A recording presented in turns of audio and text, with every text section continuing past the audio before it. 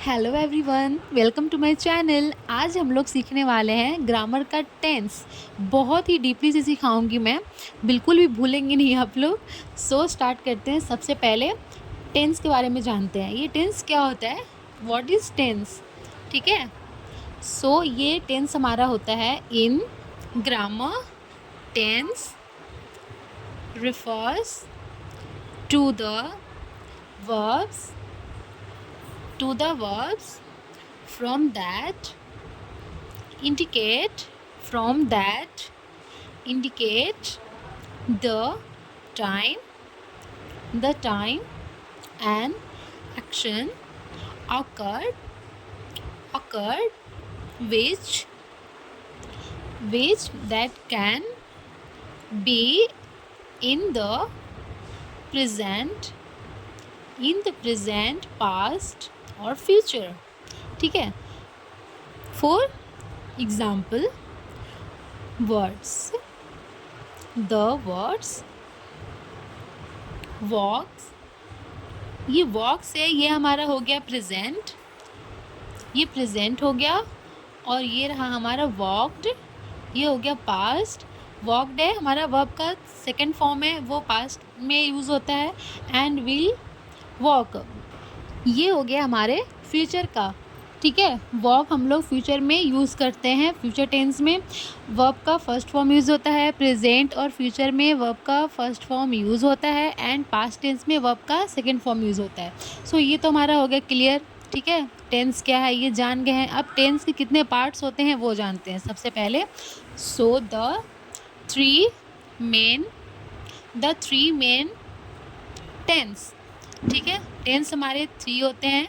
सबसे पहले कौन सा है वो जानते हैं। आइए, सबसे पहले है हमारा present tense and second past tense, present tense, past tense and the last future tense, ठीक है। अब इसके बारे में जानते हैं कि ये प्रेजेंट टेंस क्या है। प्रेजेंट टेंस का डेफिनेशन क्या है वो जानकारी लेंगे हम लोग अच्छे से। अ वर्ब को हम लोग क्रिया बोलते हैं, ठीक है। A verb that refers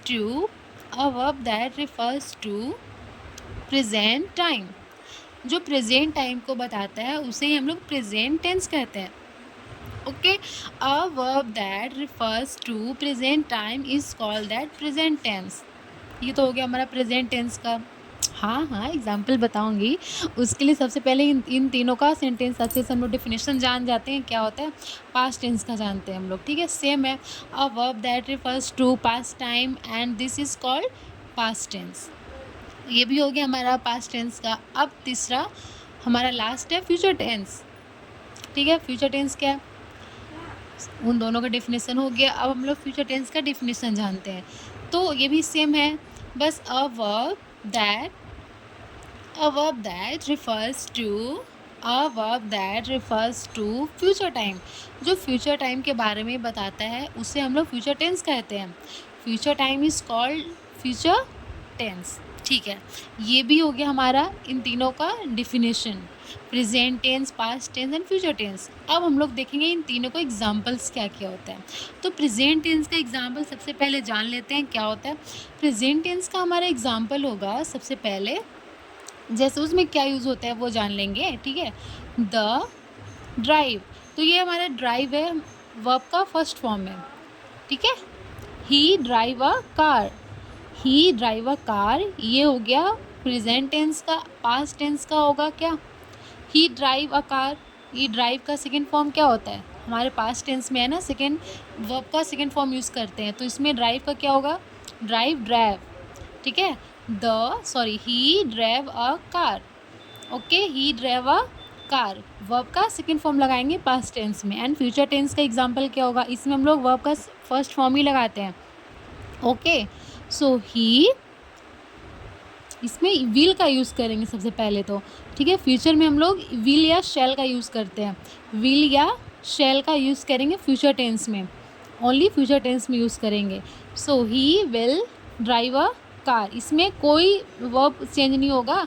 he will drive a car, जैसे कि पास्ट टेंस में हमारा ड्राइव का ड्राइव हो गया और फ्यूचर टेंस में सिर्फ हम लोग का विल लगेगा और ड्राइव वर्ब का फर्स्ट फॉर्म ही लगेगा। मैं अच्छे से एक्सप्लेन कर देती हूँ।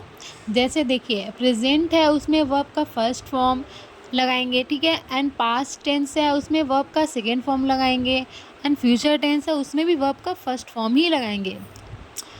आई होप आप लोगों को अच्छे से समझ में आ रहा होगा।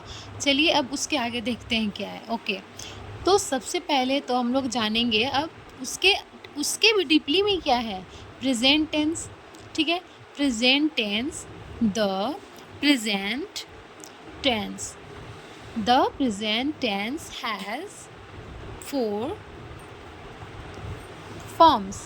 हमारा प्रेजेंट टेंस है अब वो 4 फॉर्म्स में होता है, ठीक है। कौन कौन सा होता है वो जानते हैं। सबसे पहला है हमारा present indefinite tense. Present tense का सबसे पहला फॉर्म्स है present indefinite tense, and second present continuous tense, second present continuous tense. Okay, ये भी हो गया। एंड हमारा थर्ड है प्रेजेंट परफेक्ट टेंस। ये हो गया present perfect tense. And last present perfect present perfect continuous tense, ठीक है। चलिए, तो ये भी हमारा हो गया।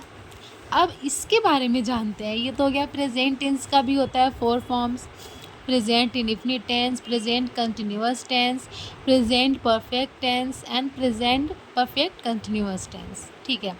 सो ये सब भी हो गया। आई होप सब कुछ समझ में आ रहा होगा बिल्कुल अच्छे से।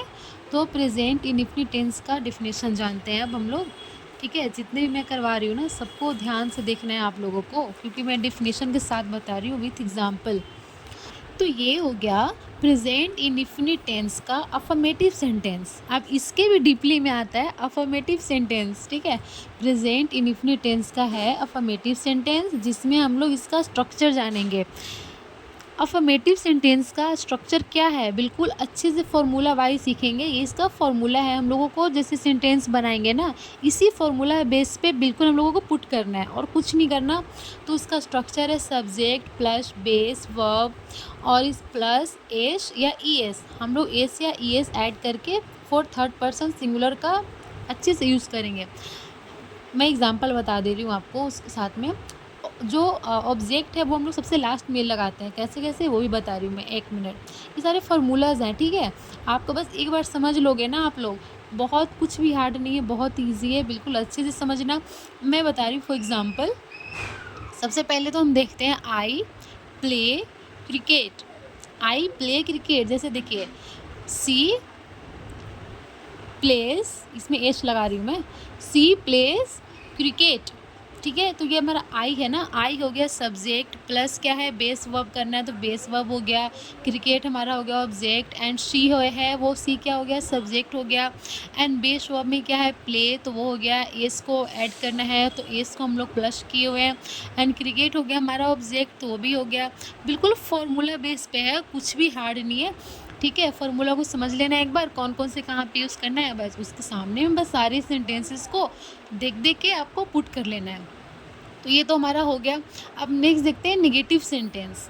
ओके, निगेटिव सेंटेंस में हम कैसे कैसे यूज़ करेंगे वो जानते हैं। सबसे पहले इसका स्ट्रक्चर देखते हैं। तो इसका स्ट्रक्चर में क्या है, subject plus do, subject plus do, does plus not plus base verb and plus object. Okay, plus object.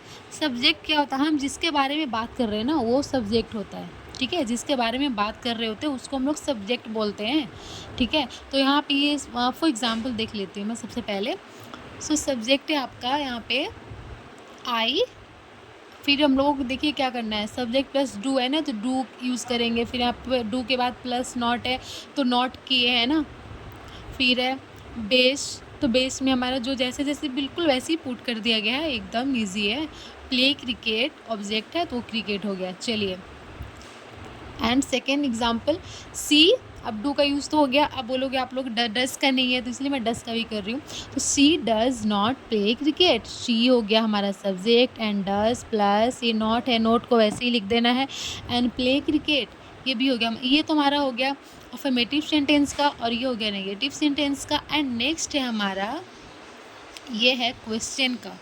ये क्वेश्चन का है जिसमें इंट्रोगेटिव सेंटेंस का हम यूज़ करेंगे, ठीक है। ये है हमारा इंट्रोगेटिव सेंटेंस, इसमें क्वेश्चंस किए जाएंगे। जैसे इसका स्ट्रक्चर मैं बता रही हूँ आपको, 1 मिनट रुक जाओ। ये इंट्रोगेटिव सेंटेंस हो गया है, ठीक है, हमारा थर्ड।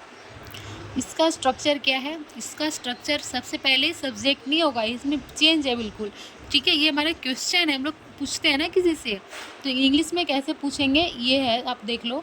सबसे पहले do does plus subject plus base verb plus, उसके बाद हम लोग ऑब्जेक्ट करेंगे plus object and plus question mark. बिना मतलब विदाउट क्वेश्चन मार्क के हम लोग इसको बनाएंगे ही नहीं, आपका रॉन्ग हो जाएगा, क्योंकि यहाँ पे बहुत इंपॉर्टेंट है, क्वेश्चन मार्क देना बहुत इंपॉर्टेंट है। फॉर एग्जांपल मैं बता रही हूँ, डू, सबसे पहले डू है तो डू एंड सब्जेक्ट हमारा क्या है, यू। मैं बताई थी ना, अभी मैंने भी बताया था, हम जिसके बारे में बात करते हैं वो सब्जेक्ट होता है। सो हम आपके बारे में बात कर रहे हैं, do you play cricket, do you play cricket, do हमारा पहले आ गया एंड सब्जेक्ट है तो you play and cricket. And does का यूज़ कर रहे हैं, डज शी, सब्जेक्ट हमारा है शी तो शी, उसके बाद ये है play and cricket, does she play cricket.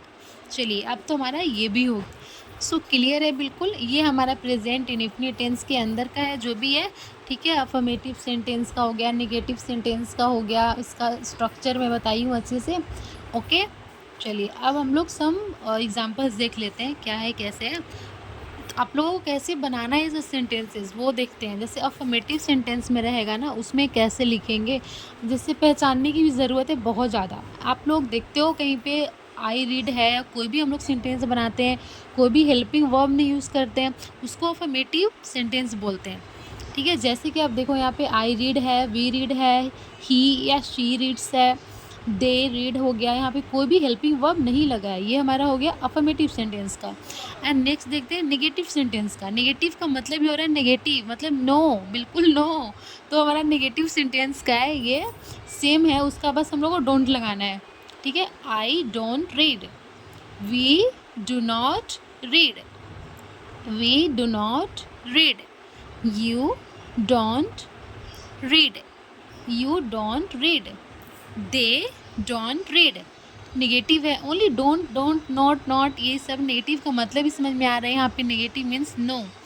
And हमारा लास्ट ये क्वेश्चन का, इसमें ये भी साफ पता चल रहा है कि क्वेश्चन का है, पूछ रहा है, ठीक है। तो डू आई रीड, मैंने बताया था ना अभी अभी, जो क्वेश्चन वाला है इंट्रोगेटिव सेंटेंस है, उसमें हम लोग क्वेश्चन मार्क दे के करते हैं, डू डज का यूज़ करते हैं। इसमें भी वही सेम है, do I read, do we read, do you read and do they read. And last में question mark, without question mark ही अधूरा है, इसको तो देना ही पड़ेगा। और ऐसी इंटरेस्टिंग वीडियोस के लिए आप मेरे चैनल को लाइक शेयर सब्सक्राइब जरूर कीजिएगा। फिर मिलते हैं नेक्स्ट वीडियोस में, तब तक के लिए बाय।